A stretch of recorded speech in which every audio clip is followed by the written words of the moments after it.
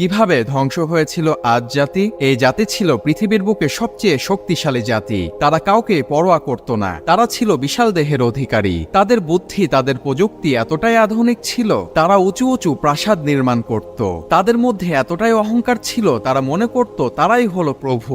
আর এই শক্তিশালী জাতির কাছে আল্লাহ তাআলা নবী হুদ আলাইহিসসালামকে পাঠালেন। হুদ আলাইহিসসালাম এই জাতিকে গিয়ে বলল, তোমরা আল্লাহ তাআলার ইবাদত করো, আল্লাহকে ভয় করো, তিনি তোমাদের স্রষ্টা, তিনি সকল শক্তির অধিকারী। এই কথা শুনে আদ জাতিরা বলল, তুমি একেবারেই বোকা এবং তুমি একজন মিথ্যাবাদী। তারা অহংকার করে বলল, আমাদের চেয়ে শক্তিশালী আর কে আছে?